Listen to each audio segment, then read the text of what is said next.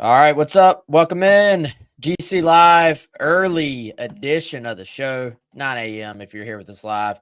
Appreciate you hopping in. Gonna, of course, talk about South Carolina's dominant win over Oklahoma. Man, this, I think actually most people felt pretty good going into this one about South Carolina's chances. You almost, it was kind of one of those games, Chris, where at least the Gamecock fans I talked to, and I kind of fell into this trap as well. I was like, man, everybody feels pretty good about South Carolina's chances. If y'all watched game day, they even Kirk saved the graphic essentially because everybody picked South Carolina. He was like, no, we can't do this. We can't have it be. They didn't want to get screenshotted, I guess, if Oklahoma ended up winning the game, but that's what. It ended up, I don't know if people were predicting a 21-0 just onslaught to start the game. You really can't predict those things, but a dominant win for South Carolina. And South Carolina's defense, I thought just essentially called game from right off the bat. Like it was just a dominant effort all the way around there. And we're going to get into the details of that and also, of course, the offensive side as well. But first, let us tell you about Clint Hammond, CMG Home Loans, ClintHammond.com, 803-422-6797, NMLS number 71597. Of course, if you're in the market for a home or even just considering being in the market for a home, give Clint a shout. Hit him up either by going to that website and clicking through to his email or just give him a call or text, and he can talk to you about home ownership, mortgage, what that looks like, what the rates are, and what your payment might be each month. Chris, what is more impressive? 9 sacks by 9 different players, which I don't know if I've ever seen that like in general, like just watching football. I certainly don't think I've ever seen a South Carolina defense do it. Yeah. So that 26 total pressures, according to PFF. That's on 50 dropbacks. So that's 9 sacks, 15 additional hurries on top of the 9 sacks. So I don't think the 9 sacks are included in that, plus 2 more hits on the quarterback. Or one that is being, I believe, lost in the shuffle a little bit to this. And I had somebody around the program tell me, like, hey, don't forget this. 6 forced fumbles. Yeah. Like, if you have 6 forced fumbles in a game, that I don't know if I've seen that either. So, I mean, and obviously it's kind of a rhetorical question just to point out all the crazy things the defense did. But yeah, does one stand out above the rest? Like that's. Yeah, I think it's the 9 sacks, right? And honestly, there's a little inherent bias in there, I think, Wes. Out of those 6 fumbles, the Gamecocks got what? 2? 2 Yeah. of them. So, the ball bounces a different way. If we're sitting here talking about, 6 forced and recovered fumbles, and then Carolina would have, 6 turnovers. No, how many turnovers would that have been? 8? I mean, I don't even know. That seems not even possible. That would be another record that Oklahoma would have in their record book in a negative way. But sometimes it's about the ball bouncing the right way, right? There was one of those fumbles I remember, and you're like, how did Oklahoma recover that? Similar to a fumble that South Carolina recovered in the Kentucky game, right? You go, how did they recover that? That's just how the ball bounces sometimes. But I go with the 9 sacks. I mean, the 6 forced fumbles are definitely impressive. I think it was kind of a microcosm of just how the defense performed on the day, right? They gave up a couple explosive plays here and there. They gave up the one explosive play for a touchdown. But you know what? Not to say that's fine, right? Like, I'm sure the staff went back, looked at what happened there, corrected it, right? Or tried to put in a correction.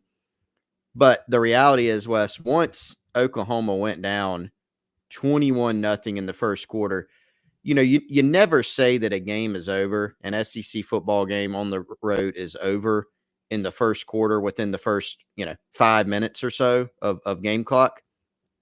But man, for all intents and purposes, as close as it could possibly get, right? Because you immediately knew from the first few drives that resulted in those 21 points, you're sitting there going, Oklahoma can't block the Gamecocks. And you kind of knew from how they played Oklahoma in the course of this season, the receiver injuries, the young quarterbacks. You're sitting there going, it's going to be hard for them to drive the field up and down the field, even if South Carolina essentially knelt on the ball and punted for the entire game. It's going to be hard for them to overcome this given the disparity, right? So I think the 9 sacks was a big reason for that. It wasn't just the sacks, right? It was the pressures. You think about the very first play of the game, right? You force the quarterback to navigate the pocket. He makes a throw, not a great throw. Nicky Manwari picks it off. You think about the second pick that Nicky Manwari returned for the touchdown. Dylan Stewart up in Michael Hawkins Jr.'s face, hits him, forces the ball to sail, errant throw right into Nicky Manwari's hands, pick 6, right? So I think it was the 9 sacks, and the 9 sacks being just one part of how dominant the Gamecocks were up front. I had more than one. I saw one of the Sooner Scoop guys put this on Twitter, and it was funny because I literally heard it in the stands in front of me. We were firmly planted in the Oklahoma section in Norman West, and the say was, I don't care if Tom Brady's back there today. Like, we're not moving the ball with this offensive line. It was dominant, man. It was as dominant a pass rushing performance as I think I've probably ever seen at South Carolina. And you and I, man, have seen some good ones when you think about some of those defensive lines in the 2010s. Yeah, and I think you got to tack on the by 9 different players part. Like, not just 9 sacks. 9 sacks by 9. I mean, yes. My guy, and I say my guy, I've never met him, but y'all know Cole Kubelik. I like follow everything he says. My guy was like, man, they're just growing these guys on trees in Columbia on the broadcast because they're just rolling people in. You know, and it's just guy after guy after guy. And I think very, very cool for Carolina to be able to have such a dominant performance and it not just be like, hey, Kennard got 3 and Dylan got 2 and something that would have been fun as well. But just seeing so many guys get to play a part in that. And I don't think Kennard's came until late or later compared to some of the other ones. And, you know, I think you just look like this is like, are we at the point? I was thinking about this when I was writing this morning. I think we're at the point the defense needs its own nickname. Like, I don't know what it's going to be. Nothing has like hit me. Nothing has just struck, but I don't think you can just be like, it's the Fire Ants defense. Like that was from the 80s. You know, I think this group deserves their own. And I think it needs to encompass how they play because, man, they just swarm to the football. Like, I keep going back to that word, and I think it's in my head because apparently Alabama, that scheme, like the Kane Womack defense, that scheme, supposedly they called it like the swarm defense.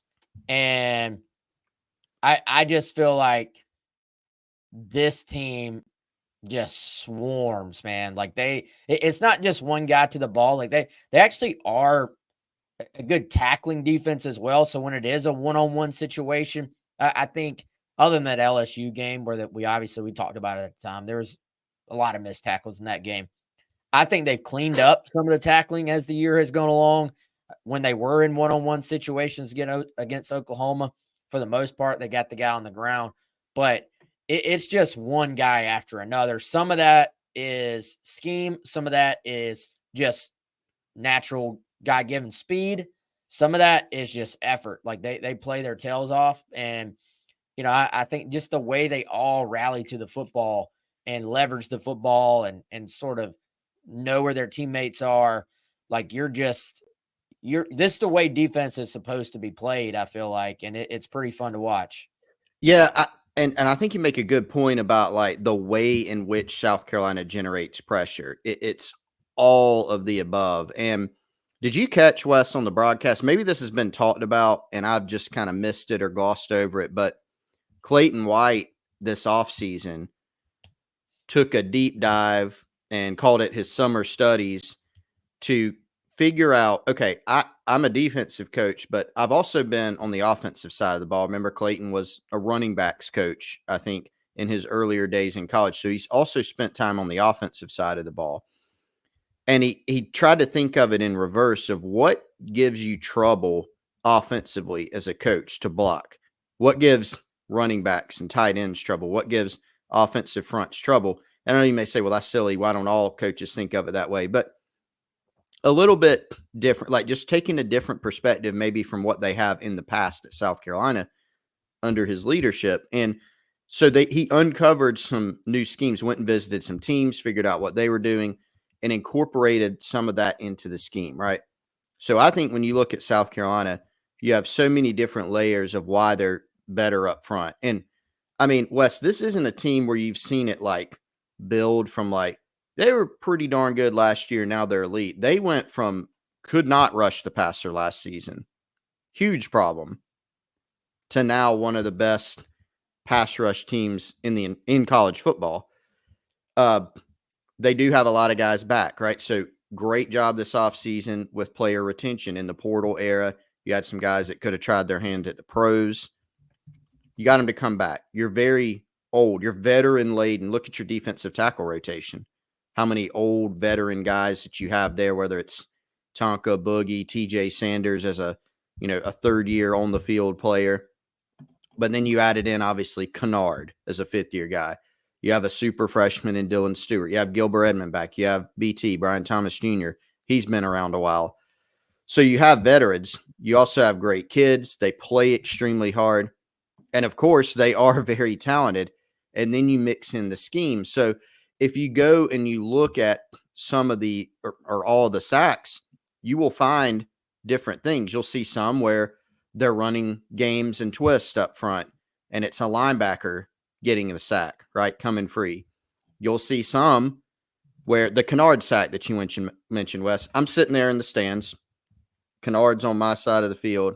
And I think what was that, a 3rd and 8, or maybe it was even a 4th down. And I'm sitting there going, Kennard is queued up.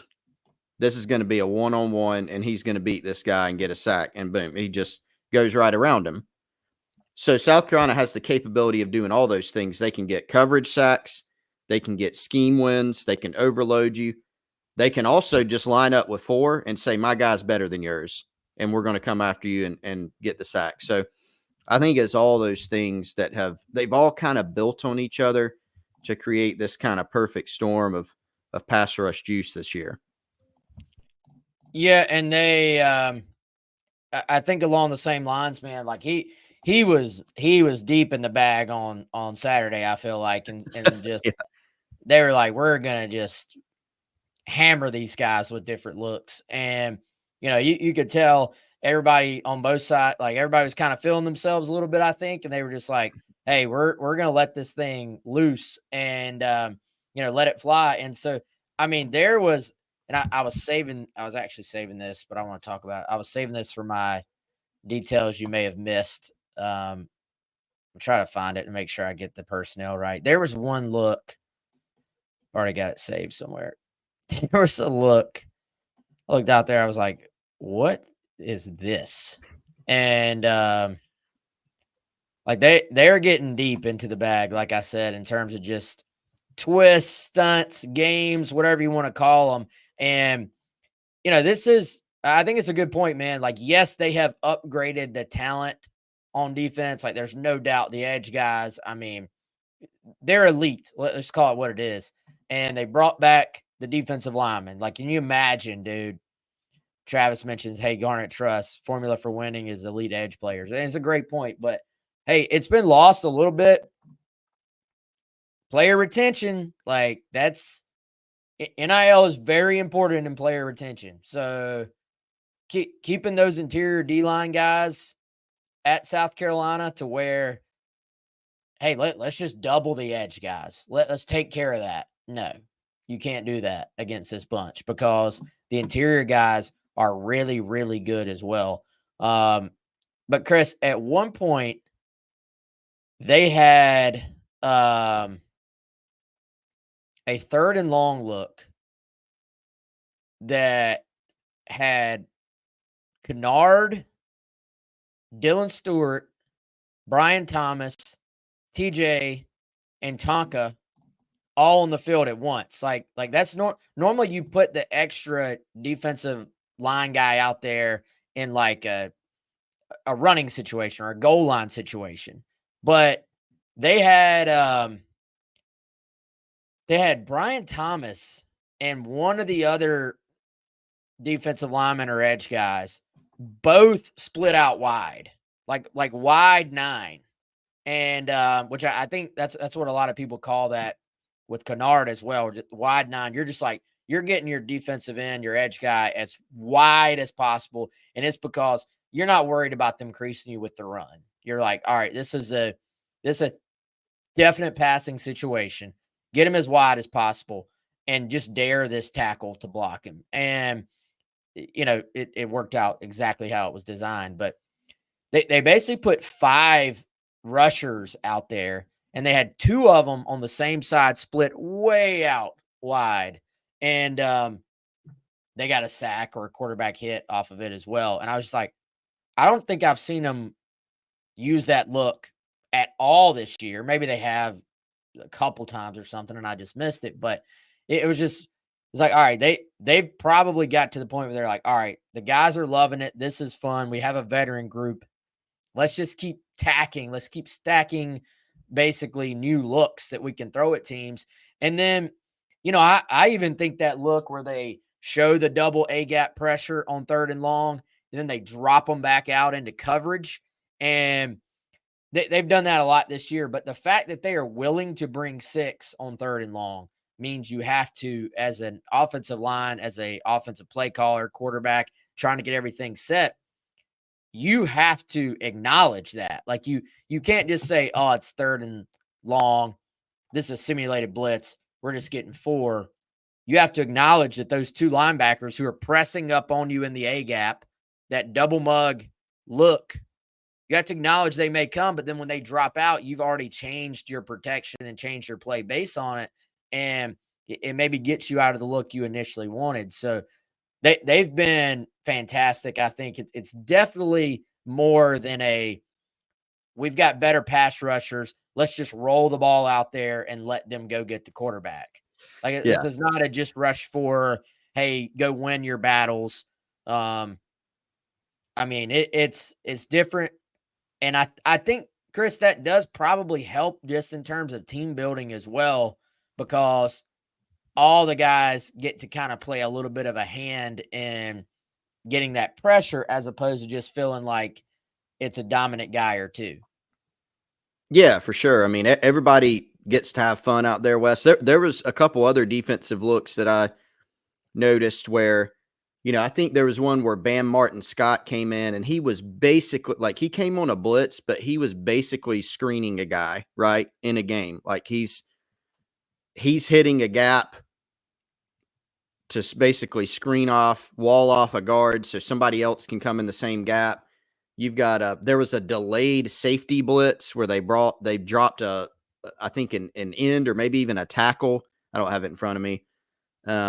Back into coverage. They were doing all sorts of stuff, right? And, this game, Wes, and we'll get to the offense, I'm sure, so I don't want to go too deep into it, but this game started perfectly for South Carolina to take on the identity that this team was built to take on.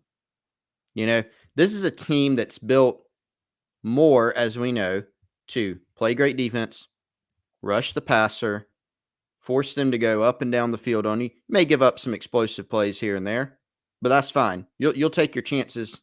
Hey, you got to score 3 or 4 times on us, and on a few of those drives, you're going to have to go 75, 80 yards. That's going to be tough against this defense because inevitably you're going to get in 3rd and 6, 3rd and 8, 3rd and 10 at times, and it's going to be hard to convert those, frankly, on a down-to-down basis against this defense. And then offensively for South Carolina, run the football, hit some explosives here and there, and not turn the ball over, right? And one of those aspects was missing up until this past weekend for the most part. But I think the early start for South Carolina, literally getting a pick on the first play, scoring, running the football, getting a fumble return for a touchdown, having a pick six. That sets it up now where your whole team could go out, play fast and free. Every single bit of the pressure is now on Oklahoma to go out and score, make up a 21-point deficit. Again, if South Carolina did nothing most of the day offensively and just knelt on the ball. For an Oklahoma offense that's been struggling, scoring 21 points in a game against this defense was always going to be tough, right? So you're able to go out, have fun, play fast, play with your hair on fire if you're this defense. You had a lot of pass rush opportunities. They were going to have to throw more. You got them in a lot of third downs anyway. Nightmare matchup for the Sooners. Then offensively, you're able to go out there, play your game. You're not having to force things. You're not having to play from behind. And I think that helped out the offense as well. Well, they almost scored too fast, Chris. Like it was like, I know there's no such thing, but it's kind of one of those things. You're up 21-0. You're like, the game hasn't even really played out yet. So you're kind of wondering, all right, can Oklahoma get an answer in here somewhere? Can they get anything going? And, it kind of, to me, it was almost a weird game to watch because you were up so big, so early that nobody wanted to do anything stupid, I feel like, to let them back into it. So you're sitting there going, and we're going to get into the offense here in a second, I promise. But it's just kind of like, all right, do you play the game like that whole, it's 0-0? Do you just play the game out? Do you play to the score? Is it too early to play to the score? And, obviously you'll take a 20, like if you said, hey, we're going to start this game and we're going to spot you 21. Yeah, we'll take that every single time. And hey, we've seen the fallout, Chris. Oklahoma fired its offensive coordinator on Sunday. I mean, that to me, and it not to get too much into it, dude, but it is a bad look when the commentators are like, oh yeah, you did this slide protection and you're trying to block that South Carolina stud with a running back or right off the bat, you're blocking an edge guy with a tight end on the first play of the game. Whew. And I know there are certain, that goes back to scheme from Carolina too. Like I'm sure there were certain things they were trying to protect against. That was more of a byproduct, I'm sure. Like if you were sitting in a hit film room and they said, well, here's what we were doing, I'm sure there's like you don't go into a game and say, hey, let's block Kyle Kennard or Dylan Stewart with a tight end on the first play of the game. Ready, break. Like what? I mean, but you also are like, do they stand a chance on all? Like, I don't care who. You can have Steve Spurrier in his prime calling plays. You're not getting anything done with what Oklahoma has had on offense. And certainly, like you said, against that South Carolina defensive front. So I see why Oklahoma made the move. They probably just felt like, I don't want to say he got scapegoated. I'm sure Seth Luttrell had a role in that, but that's tough, dude. You're fired halfway through. This is his first year as their OC, right? Because they had Levy last year. So that is tough. But hey, playing that Gamecock defense will do that to you, man. They are fun. They are special. I want to single a couple of guys out, Chris, from the game for their performance before we move on to offense. You almost feel bad singling anybody out because that was one of the most team defensive efforts I have ever seen. Like you could almost literally just name all the starters and all the main contributors and be like, that was a player of the game for me. I mean, incredible. USC, Beamer said this. He also kind of struggled to pick who the MVPs were in wins. They always give sort of MVP awards for each side of the ball. And ultimately, they went with D-Knight, Tonka, and Nikki, which you can't argue. Yeah. Can't argue with that. No. But, I mean, you could name three more guys, then probably three more guys, I feel like. Yeah, those are the ones, I was listening to the teleconference last night. If you want to hear it, by the way, it's on the YouTube channel. Go check it out. Pretty good. Always good for fans to listen to a teleconference after a win, right? But those are the three guys. And Wes, if I had to pick three guys, those are probably going to be the ones. But you certainly could have said, a lot of people are probably like, "Where's Dylan Stewart?" Well, if you're only picking three, where's Kyle Kennard? Like, you could have picked any of those guys. D Knight had a great game. He snuffed out, that fake punt. That was another big play in the game that really set Oklahoma back. Nicky had the pick on the first play of the game from scrimmage, which, was a tone setter. He had the pick six, obviously. Tonka did a great job pass rushing. Also got, the scoop and score. So those guys made the most sense to me. But how about one, maybe a little bit more under the radar, Wes? Lost in this performance. The Gamecocks did this without DeAndre Jules, who's a big contributor at defensive tackle, but also from most of the game without O.D. Fortune, their top cover guy. Now, Oklahoma's down 5 receivers, right? I get it. Their top guy, Deion Burks, didn't play again after going through warmups. They're not good on offense, right? But you did play without your top cover corner. So, Judge Collier obviously played as he does. Vicari Swain played a lot. Shout out to David Spalding, though, right? A guy who's battled through injuries. He's been around a while. Beamer mentioned on the teleconference, Spalding can go in there and play everything. He's played safety and nickel here at Carolina this year. He's been mainly working at nickel behind Jalen Kilgore. But they said, go play corner. He's played there in his career before at his previous school. Go play corner. He went out there and did that, played a whole bunch of snaps and did a good job. So I agree with you. Complete team effort. And you could say, no, my 3 defensive MVPs are these guys, and you'd probably have, a really good case for it. Yeah, definitely. Marcy says D Knight with some hearts.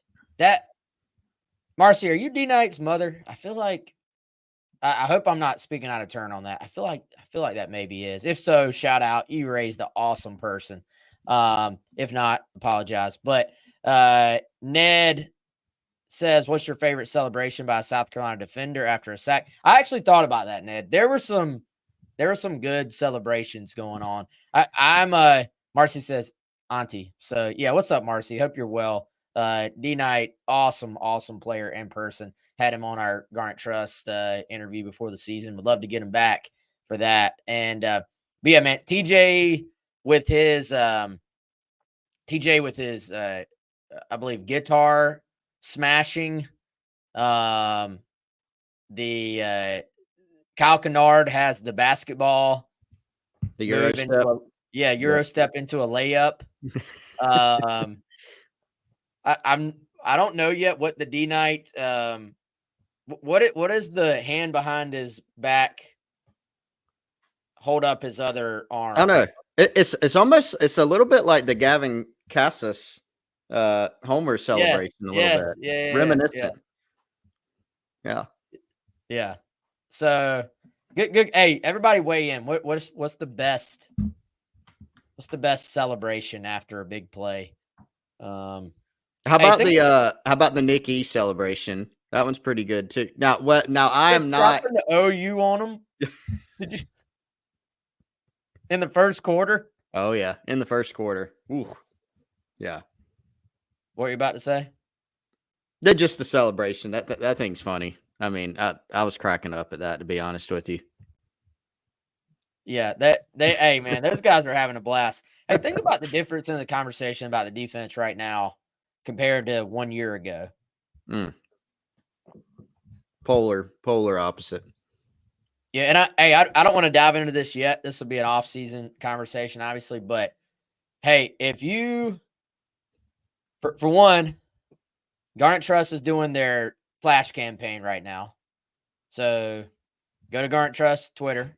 You can hit the link for 3509 flash campaign.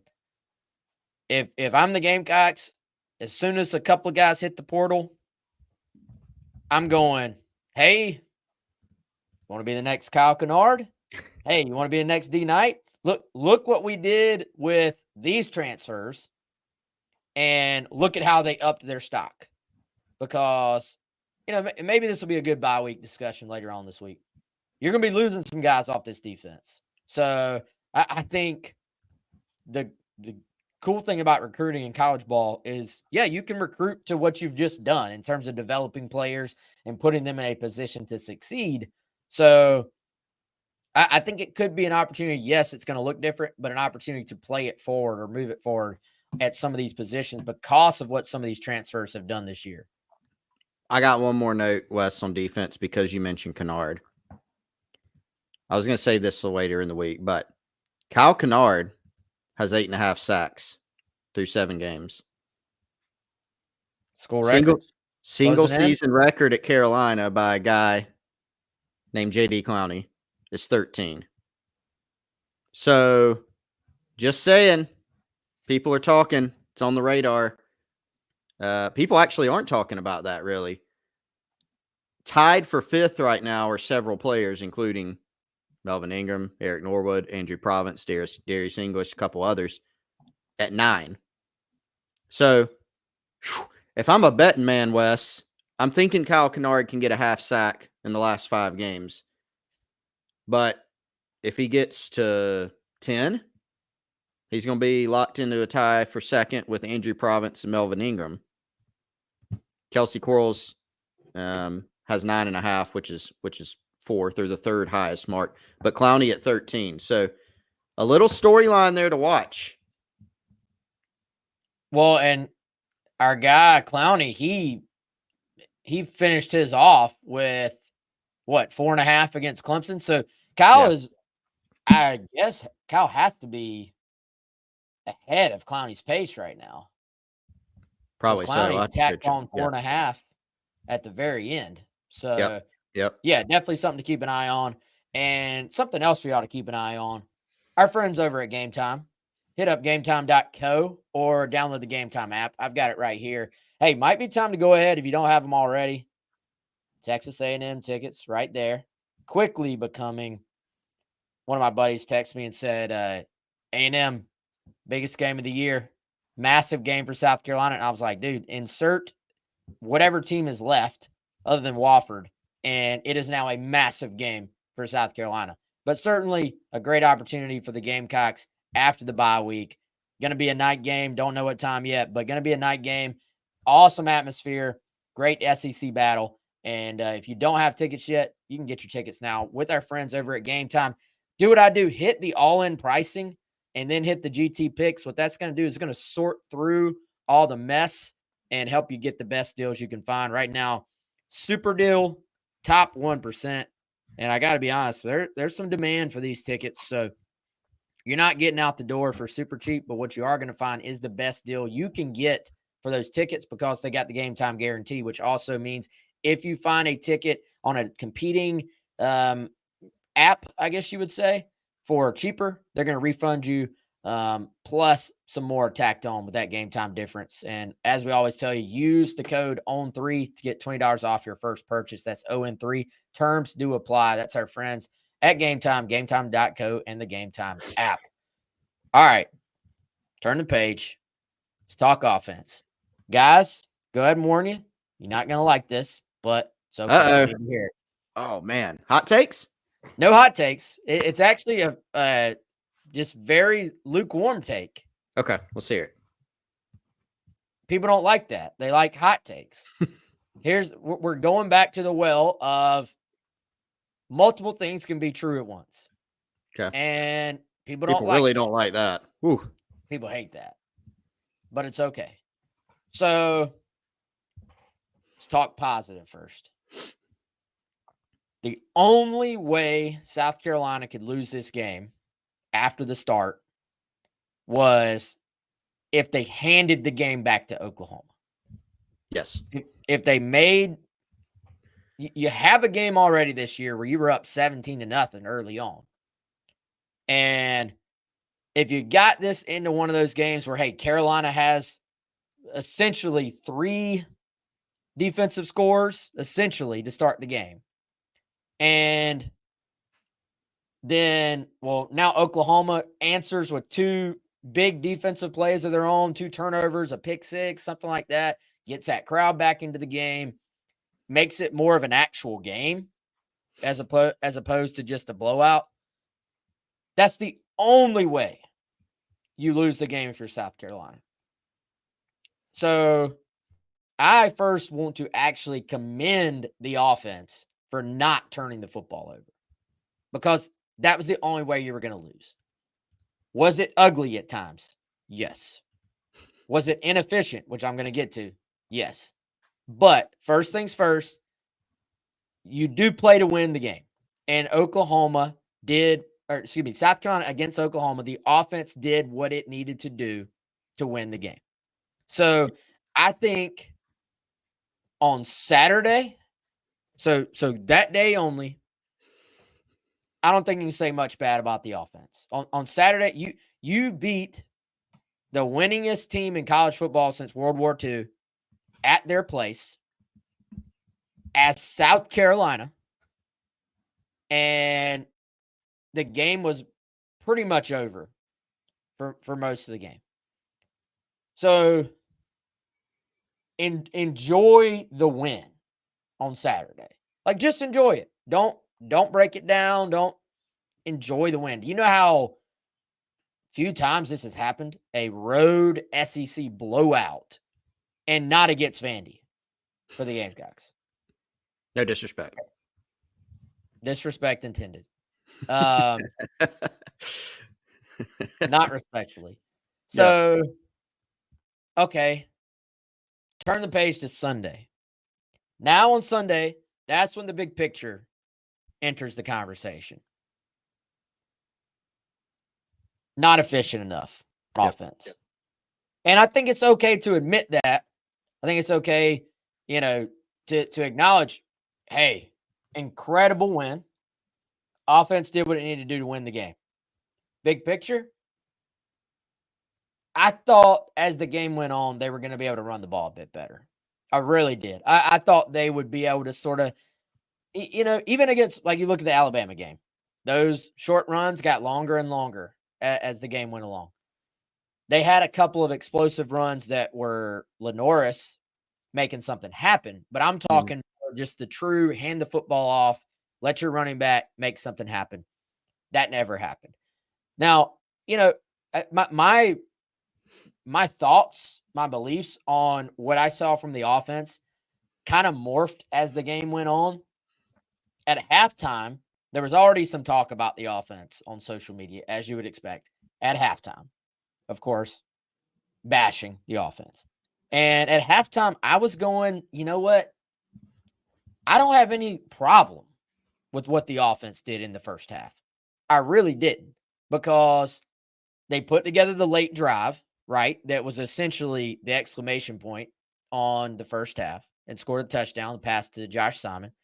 Then they even were aggressive and drove back down. It was an excellent time to work on your 2-minute drill, I felt like, in a game situation against a good defense.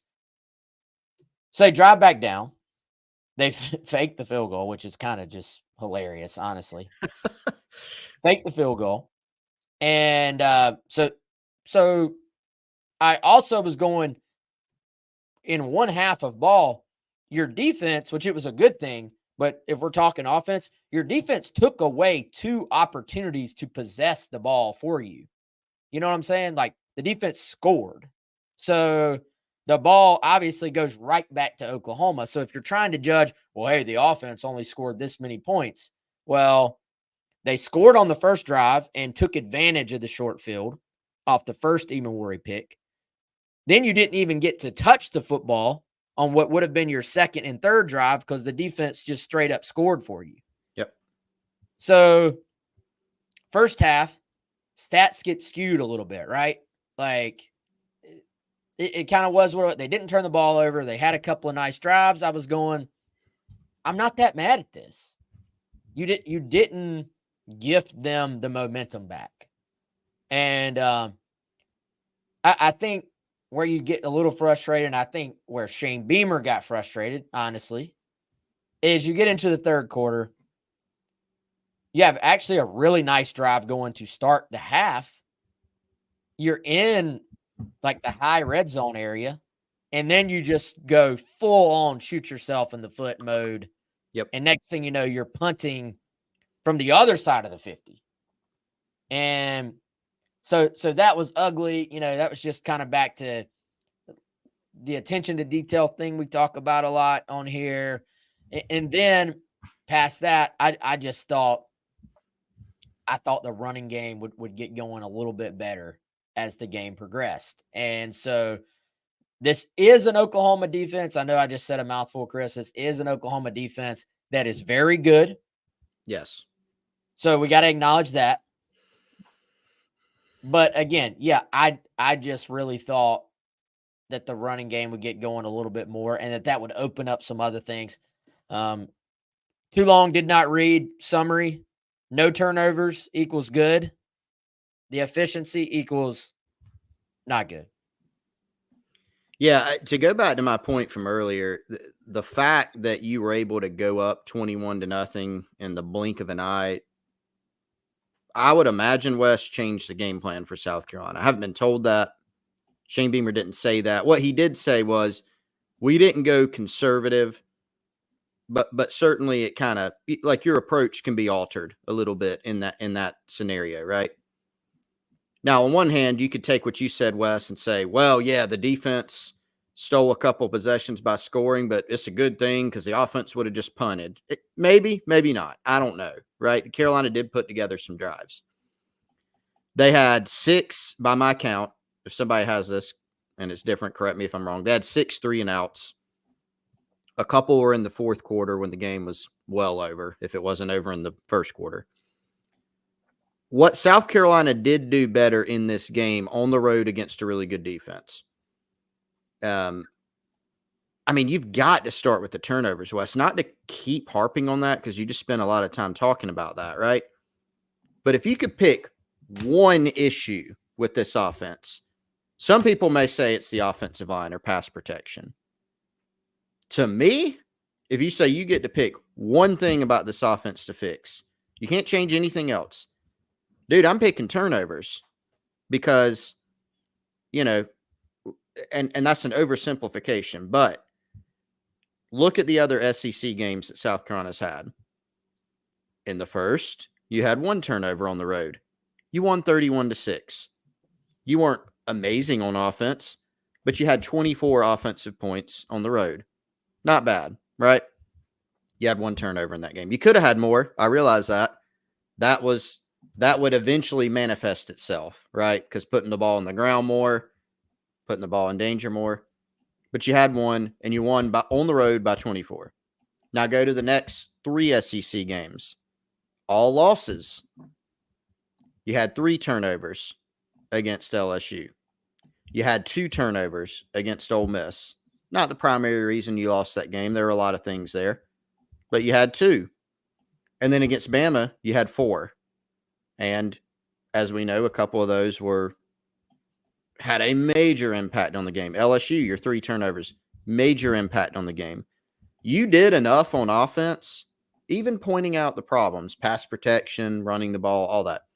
You did enough against Bama, and you did enough against LSU on offense to win both those games if you don't have a combined 7 turnovers, right? So if you're picking one issue to fix, the one issue, frankly, Wes, probably even ahead of the offensive line and pass protection, the Gamecock fans have been talking about the most. All the talk about Lenore Sellers, it mostly centered around he's turning the ball over too much. Well, now you go on the road against a good defense, and you have 0 turnovers. And not only that, it's not like you put the ball in danger a whole bunch and you got lucky by holding on to it. Going back and watching, Wes, I thought Lenore's put the ball in danger once, really, through the air. It was early in the game. I think it was first or second quarter. It was a 3rd down. Throw to the sideline. Pocket, threw it to the sideline. Probably should have been picked. And that would have been one of those mistakes where you go, that's one of the bad decisions that we've been seeing. After that, and I don't know if they recoached him or if you just But after that, it was good. Again, you were able to alter your approach in this game. You're not having to go out and throw it 35 times all over the place. But that was the number one issue to clean up. Now, we'll see. I'm not saying it's fixed. You might go out against A&M and have 4 turnovers at home. I have no idea. But for this game, you fixed it. And that was the biggest thing that you had to do. To go back to your point, don't hand Oklahoma the game by fumbling in your own territory. Don't throw a pick six. That's what Carolina was able to do. That's a huge positive. That's exactly what you needed. I said after the Bama game, you would have loved to see, you don't normally say I'd love to see the punter more. You would have loved to see Kai Kroger out there a little more against Alabama as opposed to turning the football over. In this game, you saw Kai Kroger several times. That was a good thing in this instance, especially given how the game was going instead of turning the ball over. Sometimes Carolina put together some shorter drives where they're moving the chains a couple times and you're flipping the field. That's fine. Would you love to score a touchdown on every possession offensively? Would you love to be more explosive? Would you love to run the ball better? Would you love to pass protect better? Yes. But if you're not doing those things, what must you do? You must take care of the football. So we'll see. You know, this isn't an offense, Wes. I don't want to say it is what it is, but I think we know that this offense is going to be inconsistent.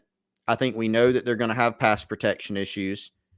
I think we know that they're not going to run for 200 yards a game most of the time, and that they're going to be, you know, score on some explosive plays, and other times they're going to go 3 and out. Not saying you have to like that, accept it, be happy with it, but that is kind of what we've seen through this team through 7 games. It might still be good enough if you can have a performance taking care of the ball like you saw last week. Maybe you can get incrementally better at some of the other things, and then that would be a winning formula, honestly, for this team.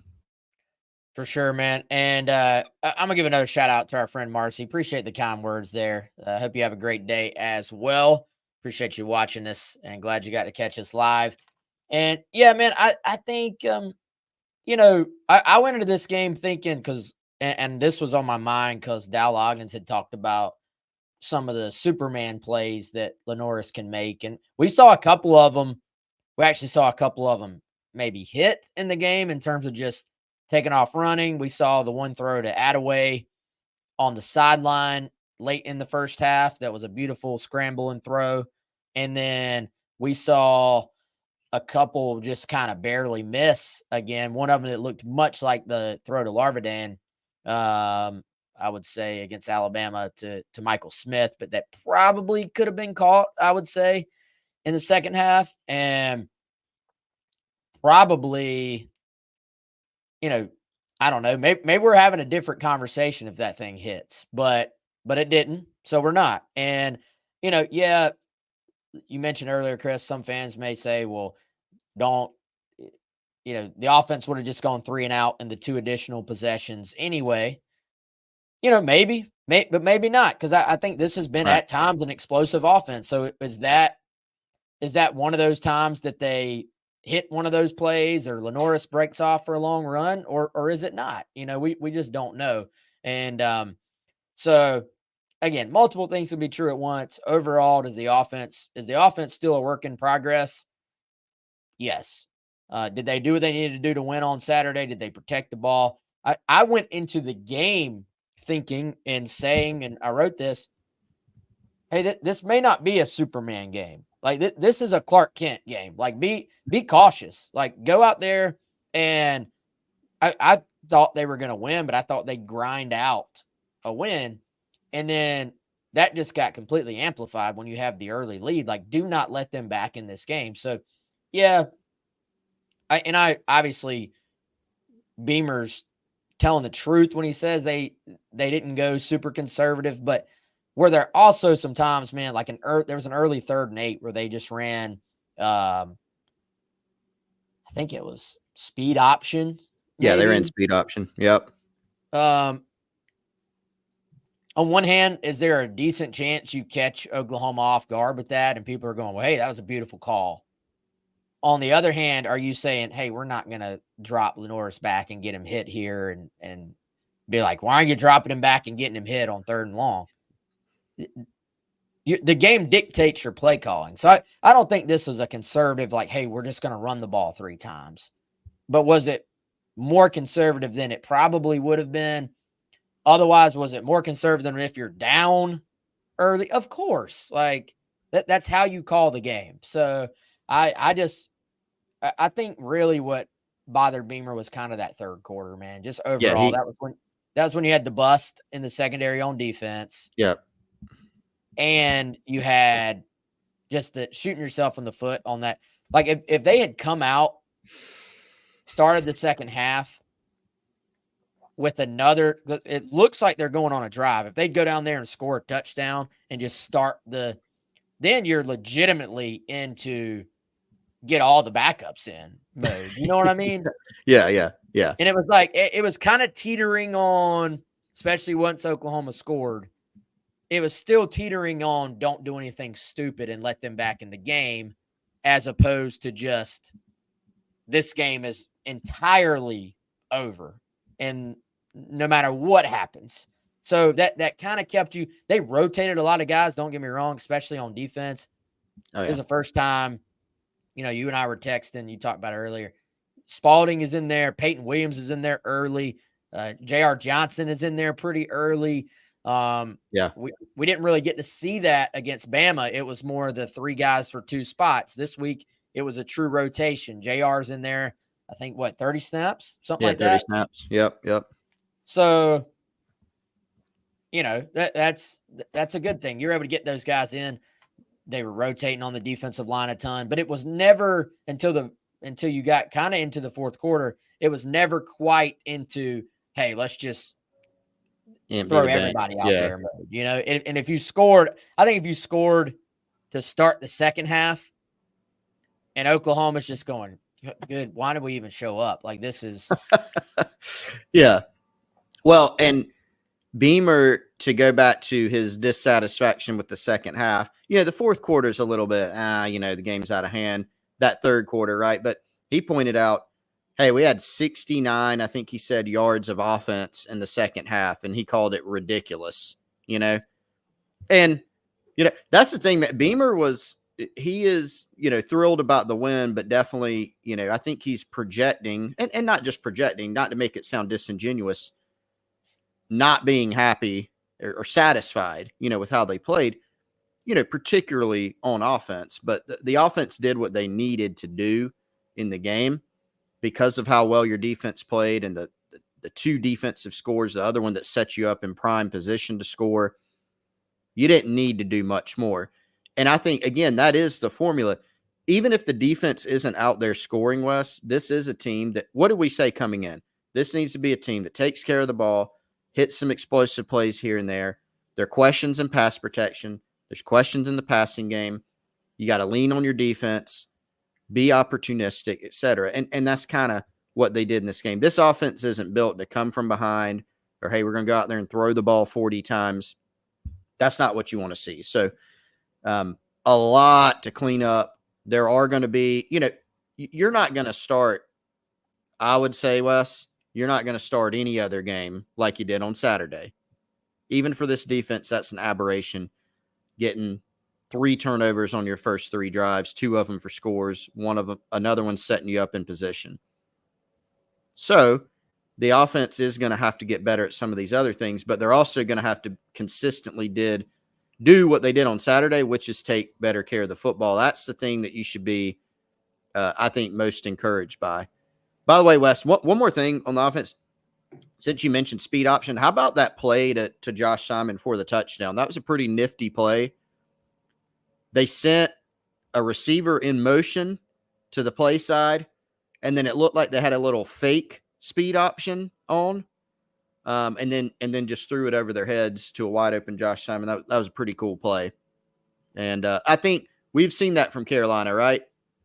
They've had some scoring plays where you can look at it and go, that was a really neat play. That's kind of their identity, is to pick those spots. They're not going to throw it over your head a bunch of times every game. Yeah, I mean, and some people say I don't give any compliments, but you know what I mean? Like, we try to have a deeper conversation. I mean, Dow Loggins can scheme up some wins for you now. Like that's not in question to me. Like I think it's more just about the big picture, making it all fit together. Yeah, Have there yeah. been some, some issues there at times, some issues in terms of adjustments in games, of course. And, I'm still, I don't know. I get the frustration. At the same time, I'm not going to sit here and pretend it's all been bad either. Like there's been some really good stuff, I think. And, it's just a matter, I think, of putting it all together. There was, honestly, Chris, though, there was a slight shift in, is tone the word? Maybe, maybe not. As you mentioned, yeah, Beamer was happy with the win. He was not happy with the third quarter. And he said, these aren't freshmen anymore. That's a good point. I'm glad you brought that up. He rattled off the freshmen, but then he said, hey, I think he said they ain't freshmen anymore, which is even stronger, in my opinion. Woo. Yeah, it is. I was like, did y'all see the tweet about Kirby when it was something? God, I wish I could. I'm going to butcher it, but it's like when somebody from the South shakes their finger at you and walks off and storms off with their finger going like this, you've done it. Anyway, I don't know why I just thought about that, but that was a moment. But anyway, there's a little shift there, Chris. Yes. That was fascinating, man, honestly, because you remember at the beginning of the year, Beamer classified the team as a young team, and we said, you got some young players. The team is not young, and I do think he, to give credit, he clarified that. Hey, we are breaking in some players who are new to us, and we're starting a redshirt freshman quarterback, and we're starting a true freshman left tackle. So those things are all very real factors. Somebody asked me on the Insiders Forum the other day, Wes, at what point, and they were only talking about Sellers, at what point is Sellers not a young player anymore? And the way I answered, I really wasn't trying to give a cop-out answer, is it's almost a little bit like you know it when you see it type thing. Like you would think in game 12 of your redshirt freshman season, your first season as a starter, you would expect to see growth. You would expect not to be making some of the same mistakes you saw in game 1 and game 12, but you're also very far from a finished product as a player, right? So there, like everything else, there's some nuance. You can't sit there and say, okay, game 6, you're not a freshman anymore. You shouldn't be making any freshman mistakes, especially at quarterbacks, the hardest position on the field. There's some nuance to it. But I did think that was interesting. Will Beamer still at other times say, we got young players, or, hey, we made a freshman mistake, we made a young player mistake? Yeah. But is it also true, as he pointed out, that you are going into game 8 and you're going to be going into game 8 off a bye week, and that's very different than not having started a game or not having played in a game yet. So you expect to see some growth, right? Beamer's not saying Josiah Thompson should be playing like a senior now. Lenore Sellers should be playing like a third-year starter now. He's not saying that, but I think it's a good point to make. Challenging the players, let's show some growth. And I think challenging the players, Wes, because as he pointed out, coming off the last bye week, they played like, to use his quote, hot garbage. Let's go out there, have a better week of prep, and show even more growth. Yeah, and I still maintain that the missed time due to the injuries also has affected Lenoris's development a little bit. So I think you got to factor that in. And every player in the history of football has sort of, you can say, developed at their own pace. So we'll see what that looks. I mean, in theory, you want your guy getting better every year too. Like it's not just, it stops, but certainly it's different than when you're looking around like, oh God, there's 80,000 people here. I'm a true freshman. I got to go play SEC football. Like we talked about this to start the year. You got one little sort of ease into the season game and ended up being way closer than we thought it would be. But then it was, hey, you're playing SEC football and there's not really much let up in this schedule. So you've kind of been the old baptism by fire thing. has taken place. So certainly, I think just experience goes a long way for a lot of these guys. We'll just see. We'll see what that looks like going into the bye week, but certainly they got to keep pushing on offense, man. Got to keep trying to find additional answers because you're looking on the other side. And I get it. You're looking on the other side of this defense and saying, hey, they're special. They can put us in a position to win. How do you be aggressive enough on offense that you can make some things happen while also protecting the football? I think is really the key to these final 5 games, because if every time you're trying to like make a big play, make something happen, you are there's a risk reward to every decision you make. So I think we got to acknowledge that as well. All right, y'all. I think that's it for now. We've probably forgotten a couple things, but we're at an hour, so we're gonna get out of here. Chris, you got anything else just on the game, or save it for later? Yeah, we'll be back tomorrow, right? So we got Maybe. more meat on We the got bone. bye week schedule, so we got to figure out no Beamer tomorrow. So No Beamer tomorrow. Yeah, so we'll see. We'll hop back on at some We'll have point. more. Yeah. Hop back on at some point. So all right, y'all. He's Chris. I'm Wes. Appreciate y'all hopping on and joining us. We'll be back later this week. And I think Jack is going to do a other sports live at some point this week as well. So be on the lookout for that. He's Chris. I'm Wes.